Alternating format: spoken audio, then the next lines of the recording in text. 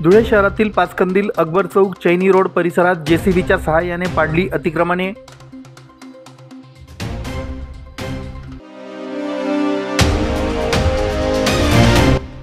कृषी विभागाने वेषांतर करून पकडल्या बनावट बियाण्यांच्या राशी। लक्झरीमधून 18 लाखांचा मुद्देमाल जप्त।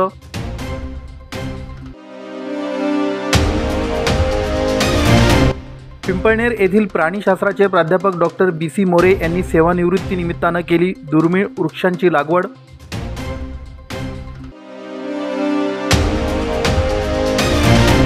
आणि राजमाता अहिल्यादेवी होळकर यांच्या त्रिशताब्दी जयंतीनिमित्तानं उडाणे येथे भरविलं ग्रंथ प्रदर्शन। धुळे शहरातील प्रमुख बाजारपेठ असलेल्या आग्रा रोडवरील सकाळपासून तर रात्रीपर्यंत प्रचंड गजबजलेला आणि वाहतुकीची पूर्णतः कोंडी करणारा पाचकंदील चौक, तेथूनच जवळ असलेला अकबर चौक परिसर आणि चैनी रोड परिसरात सोमवार दिनांक 2 मे रोजी अतिक्रमण निर्मूलन मोहीम राबविण्यात आली। या कारवाईत जेसीबीच्या सहाय्याने अतिक्रमणे पाडण्यात आली। रस्त्यावरील हॉकर्सना सूचना देऊन हटविण्यात आलं। ज्या दुकानदारांनी रस्त्यावर आपल्या दुकानांचं अतिक्रमण वाढविलं आहे ते जेसीबीच्या मदतीनं पाडण्यात आलं। त्यामुळे रस्ते मोकळे झाले। पोलीस विभाग, महानगरपालिका, वाहतूक शाखा, शहर पोलीस, आझादनगर पोलीस यांच्यातर्फे ही संयुक्तरित्या कारवाई करण्यात आली। दरम्यान या कारवाईमुळे तात्पुरता रस्ता मोकळा झाला असला तरी पुन्हा लगेचच अतिक्रमण वाढते आणि हॉकर्स दोन्ही बाजूनं रस्ता व्यापून टाकतात। यावर कायमस्वरूपी उपाययोजनांची गरज आहे अशी नागरिकांची अपेक्षा आहे। नमस्कार, मी निवृत्ती पवार, पोलीस निरीक्षक, आझादनगर पोलीस ठाणे।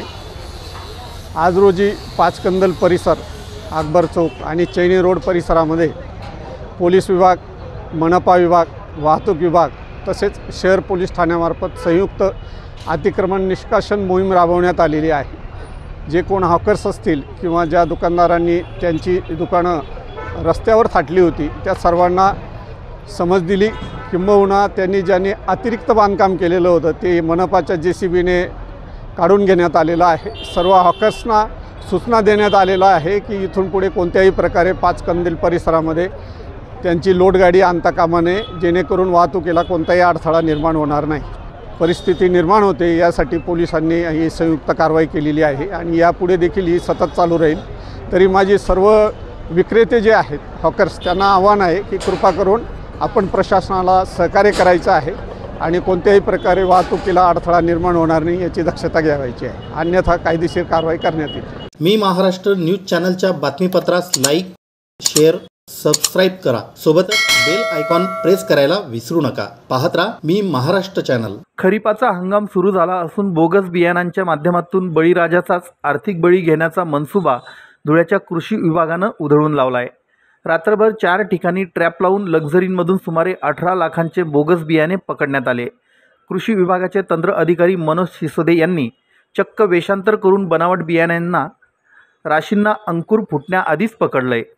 या प्रकरणी शहर पोलिसात आणि तालुका पोलिसात गुन्हा नोंदविण्यात आलाय। गुजरातमधून येणाऱ्या ट्रॅव्हल्समधून बोगस आणि बनावट बियाण्यांची वाहतूक होत असल्याची माहिती जिल्हा परिषदेचे कृषी विभागाच्या पथकाला मिळाली होती। त्यानुसार हे पथक काल रात्रीपासूनच कार्यरत होतं। या पथकाने प्रथम पहाटे 2:30 वाजेच्या सुमारास शिरूड, बोरकुंड तालुका धुळे, चौफुलीजवळील बालाजी हॉटेलनजीक एका स्विफ्ट कारला पकडलं। त्यातील एक इसम हा वाशिम येथून बोगस बियाणे घेऊन येत होता। त्याच्याकडून 3,42,000चे बोगस बियाणे जप्त करण्यात आले।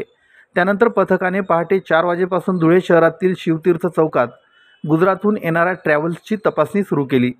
त्यात अहमदाबाद अकोला, अहमदाबाद नांदुरा जाणाऱ्या विजय ट्रॅव्हल्समधून 50 पाकिटे आणि JNBS ट्रॅव्हल्समध्ये 1200 बनावट बियाण्यांची पाकिटे मिळून आली।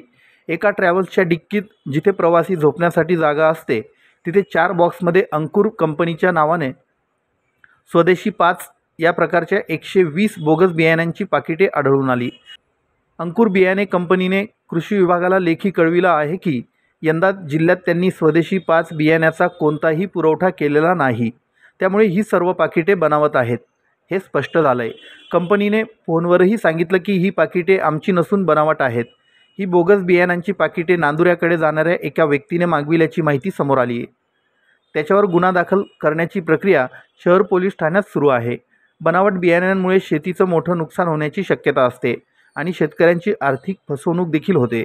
कृषी विभागाचे पथक रात्रीपासूनच कार्यरत होते आणि गुजरातहून येणाऱ्या ट्रॅव्हल्सवर लक्ष ठेवण्यात आलं होतं. संबंधितांवर गुन्हा दाखल करण्याचं काम धुळे शहर व तालुका पोलिसात उशिरापर्यंत सुरू होतं.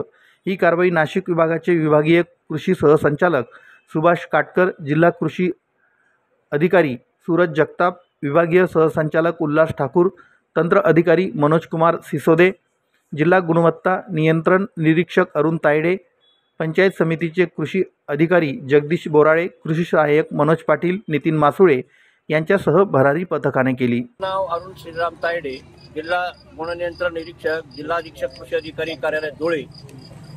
माझं कार्यक्षेत्र संपूर्ण धुळे जिल्हा आहे आणि बियाण्याची गुणवत्ता तपासणे, बोगस येणारे बियाण्यावर छापे टाकणे, नमुने घेणे इत्यादी माझ्या कर्तव्यामध्ये निर्दिष्ट केलेले आहेत. तरी आज म्हणजे काल रात्रीपासून आमचं पथक, त्या पथकामध्ये नाशिकचे गुणवत्ता नियंत्रण अधिकारी उल्हास ठाकूर, त्यानंतर उपविभागीय कृषी अधिकारी कार्यालयातील तंत्र अधिकारी श्री मनोज कुमार सिसोदे व त्याच्यानंतर कृषी अधिकारी जगदीश बोराळे आणि तदनंतर आमच्या शासकीय पंच श्री मनोज पाटील व आमचे नितीन मासुळे, आमच्या सर्व पथकाने रात्रीभरपासून फिरून जिल्ह्यात 3 कारवाया केलेल्या आहेत. तर सर्वप्रथम जी कारवाई येते 2:30 वाजेच्या सुमारास शिरूर बोरकुल चौफुली इथं हॉटेल बालाजीच्या इथं एक इसम वाशिमवरून बियाणं घेऊन येत होता. तर त्याला आम्ही त्याच्या स्विफ्ट गाडीसह पोलीस ठिकाणी जमा केलं आणि आमचे 2 अधिकारी तिथे FIR दाखल करत असताना आम्ही ट्रॅव्हल चेकिंगसाठी 4:30 वाजता पोलीस आलो. आम्ही आज गुजरात राज्यातून येणाऱ्या सर्व ट्रॅव्हल्स चेक करत असताना 2 ट्रॅव्हल्समध्ये म्हणजे विजय ट्रॅव्हल्समध्ये 50 पाकिटं सापडली व ह्या JMBS ट्रॅव्हल्समध्ये जवळजवळ 1200 पाकिटं जी अनधिकृत आहेत STBT बियाणं, की जी भारतात लागवडीला बंदी आहे, जी गुजरात राज्यातून अकोला या शहराकडे चालली होती. तर त्याच्यावर आम्ही ट्रॅव्हल चेकिंग करून जी जप्त केलेली आहेत, पकडलेली आहे. आज आमच्या जी 3 कारवाया झाल्यात त्या 3 कारवाईमध्ये जवळजवळ 20 ते 21 लाखाचा मुद्देमालाची किंमत मोजण्याचं काम चालू आहे आणि त्यानंतर आम्ही शहर पोलीस स्टेशनला याचा गुन्हा दाखल करण्याची कारवाई करणार आहोत. संपूर्ण धुळे उपविभागातून बोगस बियाणे चेकिंग, तपासणी, गुणवत्ता कामी, नमुना घेणे इतके कर्तव्य व अधिकार माझ्या निर्दिष्ट आहेत. आज JMBS ट्रॅव्हल्समध्ये जे 1200 STBT बियाणे सापडले, त्या सोबतच ट्रॅव्हल्सच्या डिक्की व्यतिरिक्त जिथं प्रवासी झोपतात तिथे 4 बॉक्समध्ये स्वदेशी 5 हे अंकुर कंपनीचं असलेलं नाव असलेलं मात्र बनावट बियाणं हे सापडलं. जवळपास 120 पाकिटं असून हे 1,68,000 रुपये किमतीचं बियाणं आहे. अंकुर कंपनीने कृषी विभागाला लेखी स्वरूपात कळवलं आहे की या वर्षी आमच्यातर्फे कुठलाही एका पाकिटाचाही पुरवठा जिल्ह्यातील शेतकऱ्यांना होणार नसून, महाराष्ट्रातील शेतकऱ्यांना होणार नसून, जे काही पाकिट आहेत ते बोगस असतील असा याचा अर्थ निघतो. त्याप्रमाणे आम्ही अंकुर कंपनीशी संपर्क साधला असता ही पाकिटं आमची नसून ही पूर्णतः बनावट पाकिटं आहेत.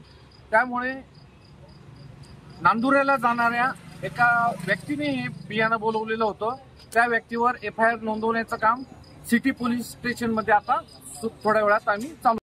मी महाराष्ट्र न्यूज चॅनलच्या बातमीपत्रास लाईक, शेअर, सबस्क्राईब करा. सोबतच बेल आयकॉन प्रेस करायला विसरू नका. पाहत राहा मी महाराष्ट्र चॅनल. पिंपळनेर येथील कर्मवीर आमा पाटील कला व वाणिज्य महाविद्यालय आणि अण्णासाहेब NK पाटील वरिष्ठ महाविद्यालयाचे प्राणीशास्त्र विभागाचे प्राध्यापक डॉक्टर BC मोरे हे नियमित वयोमानाने दिनांक 31 मे 2025 रोजी सेवानिवृत्त झाले. त्यानिमित्ताने त्यांनी आंबळी येथील श्री कन्हैयालाल महाराज देवस्थान ट्रस्टच्या प्रांगणात दुर्मिळ अशा कृष्णवड आणि अजान या 2 वृक्षांची लागवड केली. प्राध्यापक डॉक्टर मोरे यांना आयुर्वेदिक वनस्पती व वृक्षारोपण करून त्यांची देखभाल करणं, त्यांचं संवर्धन करणं याची आवड असून त्यांनी बल्हाणे येथील माध्यमिक विद्यालयात 150 आयुर्वेदिक वनस्पतींची लागवड स्वखर्चाने करून तेथे आयुर्वेदिक गार्डन निर्माण केलं आहे.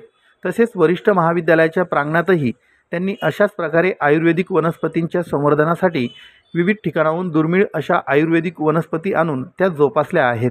नियमित देखभाल यामुळे दोन्ही ठिकाणचे आयुर्वेदिक वनस्पती गार्डन हे फुलून गेले आहेत. आंबळी येथील श्री कन्हैयालाल महाराज ट्रस्ट हे प्रसिद्ध देवस्थान असून गुजरात, मध्य प्रदेश व महाराष्ट्रातील भाविक कन्हैयालाल महाराजांच्या दर्शनासाठी येत असतात. म्हणून मोरे सरांनी सेवानिवृत्तीच्या निमित्तानं या ठिकाणी ट्रस्टचे ट्रस्टी किरण दहिते यांच्याशी विचारविनिमय करून 2 वृक्ष जे की दुर्मिळ असून त्यांचं आयुर्वेदिक तसेच धार्मिक महत्त्व असल्याचं सांगत त्यांनी स्वखर्चाने 1000 रुपये प्रतिरोप या हिशोबाने रोपे विकत आणून तेथे लावण्याचा संकल्प सांगितला. किरण दैते यांनी त्यास होकार देत वृक्षारोपणासाठी लागणारा खड्डा, जाळी आणि पाण्याची व्यवस्था आपण करून देऊ असं आश्वासन दिलं. दिनांक 2 मे 2025 रोजी कृष्णवड व अजान वृक्ष कन्हैयालाल महाराज देवस्थानचे ट्रस्टी किरण दहिते, प्राध्यापक डॉक्टर योगेश नांद्रे, प्राध्यापक शिवप्रसाद शेवाळे, प्राध्यापक doctor Sanjay Khodke, doctor More sir आणि खोडके सर व मोरे सर यांच्या धर्मपत्नी समवेत वृक्षारोपण करून तार जाळींचं कंपाऊंड करीत पाणी देण्यात आलं. यावेळी ट्रस्टतर्फे त्यांचा सत्कार करण्यात आला. यावेळी बोलताना डॉक्टर BC मोरे यांनी कृष्णवडचं महत्त्व अधोरेखित केलं. हा वड कार्बन डायऑक्साईड शोषून घेत भरपूर प्रमाणात ऑक्सिजन हवेत सोडतो व वातावरणातील प्रदूषण कमी करतो. तसेच अनेक आजारांवर या झाडाची पाने, साल, चीक आणि मूळ हे वापरले जातात. वीर्यवर्धक व गर्भाशयाच्या शुद्धीसाठी या वडापासून औषध बनविली जातात. या वडाला धार्मिक मान्यता असून या वृक्षाची पाने किंचित वाकलेली असतात. ते द्रोणासारखे दिसतात.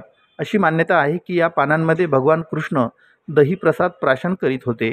त्यामुळे माखन कटोरा, माखन द्रोण असंही म्हटलं जातं, अशी धार्मिक धारणा आहे. दुसरा वृक्ष अजान वृक्ष. हा वृक्ष फळ व मुळांसह अत्यंत गुणकारी व बहुगुणी आहे. या वनस्पतीचा उपयोग हाडे मोडणे, शरीराला मार लागणे, सूज, गुडघेदुखी यासाठी होतो. याच्या पानांच्या सेवनाने लाल पेशी वाढतात. घसा व दाढदुखी, संधिवात, चर्मरोग इत्यादी विविध आजारांवर हा वृक्ष उपयोगी आहे. हे दोन्ही वृक्ष दुर्मिळ असून दुर्मिळ वृक्षांचं संवर्धन करणं ही काळाची गरज ओळखून मोरे सरांनी या प्रांगणात वृक्षांचं रोपण करीत आपला सेवानिवृत्तीनिमित्तानं निसर्गाला मानव कर्तव्य भावनेतून एक प्रकारे सलामच केला आहे.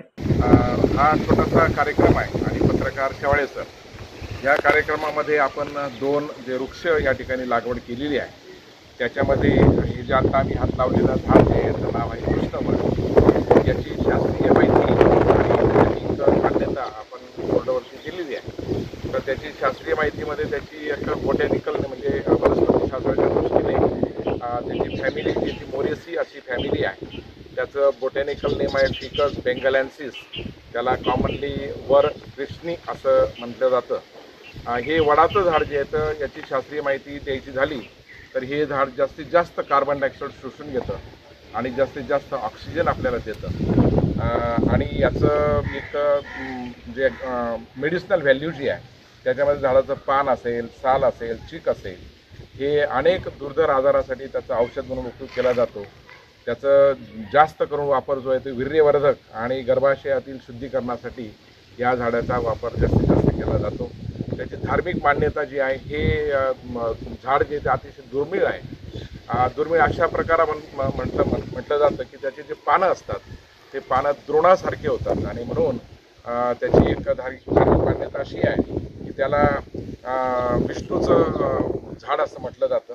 आणि ह्या झाडामध्ये साधारण हवाई मुळं वगैरे असतात आणि त्याच्यामुळे हवाई मुळांमुळे त्याच्यामध्ये याचं प्रतीक मानलं जातं, अमरत्वाचं प्रतीक ते मानलं जातं. आणि याचे पानं थोडेसे वळलेले असतात आणि द्रोणासारखे दिसतात. अशी मान्यता आहे की ह्या झाडाच्या पानामध्ये श्रीकृष्ण, भगवान श्रीकृष्ण हे दही टाकून खात असत, अशी एक धार्मिक मान्यता या झाडाच्या संदर्भात आहे. ह्या झाडाची वृद्धी झाली पाहिजे. हे अतिशय दुर्मिळ असं झाड आहे आणि आज आम्हाला आपल्या सर्वांना संधी मिळाली आणि आपण कन्हैयालाल महाराजांच्या ह्या जे मंदिर आहे त्या मंदिर परिसरामध्ये या झाडाची चांगल्या पद्धतीने लागवड या ठिकाणी केलेली आहे. आपल्याला संपूर्ण सहकार्य जे आहे दैते साहेबांनी केलेलं आहे. मोठा खड्डा असेल, त्याला खत असेल, माती असेल, जाळी असेल आणि योग्य अशा पद्धतीने लागवड झालेली आहे. पावसाळ्याची सुरुवात झालेली आहे. 100% झाड जगेल या अजिबात शक्यता नाही, म्हणजे मरणार नाही याची शक्यता नाही. आणि झाड चांगल्या पद्धतीने वाढेल, चांगल्या पद्धतीने जगेल आणि ह्या जे आपलं कन्हैयालाल महाराजांचं ट्रस्ट आहे याला एक चांगल्या पद्धतीचं झाड आपण या ठिकाणी दिलेलं आहे. त्याची जी जबाबदारी आहे त्यांनी घेतलेली आहे आणि चांगल्या पद्धतीने ते पुढे वाढेल. नमस्कार, मी किरण दैते या कन्हैयालाल महाराज श्री क्षेत्र कन्हैयालाल मंदिर ट्रस्टचा अध्यक्ष. तर आज मोरे सर, आणि त्यांचे सहकारी सर्व आणि माझे गावातले मित्रपरिवार किंवा आमचे जवळचे यांनी या वृक्ष लागवडसाठी मदत केली। तर सरांनी जे म्हणजे दुर्मिळ वृक्ष आहेत, अजान वृक्ष आणि कृष्णवट हे या मंदिरासाठी दिले, त्यांच्याबद्दल मी आभार व्यक्त करतो। तर आमचं हे कन्हैयालाल महाराज मंदिर परिसरातले जे जंगल होतं, पूर्वीच्या काळात इथं एवढे वृक्ष होते तर ते म्हणजे त्यांची गणना करू शकत नाही असे वृक्ष होते, परंतु काही कारणास्तव म्हणा किंवा लोकांनी त्यांची म्हणजे जंगल तोड केली, त्याच्यामुळे आज ही वृक्ष लागवडची वेळ येत आहे। तर आमच्या इथं एवढे वृक्ष असायचे की गुरांना सुद्धा जंगलामध्ये प्रवेश करण्यासाठी अडचण यायची। अशा प्रकारे हे आमळी गावात एक सुंदर असे जंगल होतं, परंतु आता बरंचसं कमी झालं आहे। तर आमचा सर्वांचा प्रयत्न आहे की जंगल अजून वाढवायचं आपल्याला, आणि मी वेळोवेळी सुद्धा फॉरेस्ट डिपार्टमेंटला कळत असतो की ज्यांनी वृक्षतोड केली त्यांना चांगली सजा करा त्यांना, असं मी त्यांना वेळोवेळी सजेशन देत असतो आणि मी सुद्धा फॉरेस्ट डिपार्टमेंटला मदत करतो। आणि आमच्या गावातल्या लोकांना सुद्धा सांगतो की जेवढे तुम्ही झाडं लावणार तेवढं आपल्या गावाचं वातावरण चांगलं राहील आणि आपला परिसर सुद्धा सुंदर राहील। आता आमचं हे गाव म्हणजे पर्यटनमध्ये आहे, आलालदरी आणि श्री छत्र कन्हैयालाल मंदिर। तर जेवढे वृक्ष जास्त वाढवले तेवढं आपले पर्यटक वाढतील, आपल्या गावातल्या लोकांना उद्योग मिळेल, कोंडाईबारीत तर आमळीपर्यंत हजारो लोकांना उद्योग मिळेल, याच्यासाठी वृक्ष लागवडसाठी आमचं सर्वात जास्त लक्ष आहे। मी महाराष्ट्र न्यूज चॅनलच्या बातमीपत्रास लाईक, शेअर, सबस्क्राईब करा। सोबतच बेल आयकॉन प्रेस करायला विसरू नका। पाहत राहा मी महाराष्ट्र चॅनल। पुण्यश्लोक राजमाता अहिल्यादेवी होळकर यांच्या त्रिशताब्दी जयंती निमित्तानं उडाणे तालुका धुळे येथील राजमाता अहिल्याबाई होळकर सार्वजनिक वाचनालय येथे ग्रंथ प्रदर्शनाचं आयोजन करण्यात आलं होतं। या कार्यक्रमाच्या अध्यक्षस्थानी नाशिक विभाग ग्रंथालय संघाचे अध्यक्ष डॉक्टर दत्ता परदेशी हे होते। ग्रंथ प्रदर्शनाचं उद्घाटन पंचायत समितीच्या माजी उपसभापती सुरेखा हाके यांच्या हस्ते करण्यात आलं। प्रमुख पाहुणे म्हणून सोसायटीचे चेअरमन आधार हाके, सीताराम शिंदे, माध्यमिक शाळेचे मुख्याध्यापक आर व्ही पाटील, वाचनालयाचे अध्यक्ष रोहिदास हाके, संचालक संतोष बागुल, राजधर थोरात, जगन्नाथ शिंदे, गोकुळ शिंदे, भारती हाके, मनीषा शिंदे, मनीषा हाके, सागर हाळगीर आदी उपस्थित होते। यावेळी अनेक मान्यवरांनी मनोगत व्यक्त केलं। अध्यक्षीय भाषणात डॉक्टर परदेशी म्हणाले की कणखर आणि संयमी अशा कर्तव्यदक्ष भारतीय नारीचे सच्चे प्रतीक, कुशल प्रशासक, वीरांगना, शेकडो मंदिरे, धर्मशाळा आणि जनकल्याणकारी रचना निर्माण करणाऱ्या राजमाता पुण्यश्लोक अहिल्यादेवी होळकर होत्या। आपण आज त्यांचा अभिमान बाळगत आहोत। अशा अनेक तीर्थक्षेत्रांच्या पुनर्निर्माणाचं महत्कार्य त्यांच्या हातून घडलं। या ग्रंथ प्रदर्शनाचा विद्यार्थी व वाचक वर्गाने लाभ घेतला। दिवसभर ग्रंथ प्रदर्शन ग्रामस्थांसाठी खुलं होतं। कार्यक्रमाचं प्रास्ताविक संचालक संतोष बागुल यांनी केलं, तर आभार अध्यक्ष रोहिदास हाके यांनी मानले। कार्यक्रम यशस्वीतेसाठी पृथ्वीराज शिंदे, जिभाऊ मासुळे, निंबा शिंदे, कुंदन हाळगीर यांनी परिश्रम घेतले। अहिल्याबाई होळकर सार्वजनिक वाचनालयामध्ये अहिल्याबाईंची त्रिशताब्दी जयंती महोत्सव संपूर्ण राज्यामध्ये सुरू आहे। त्यानिमित्ताने आज आपण त्याचं या ठिकाणी प्रतिमापूजन केलं, त्याचप्रमाणे पुस्तक प्रदर्शन केलं। मित्रो,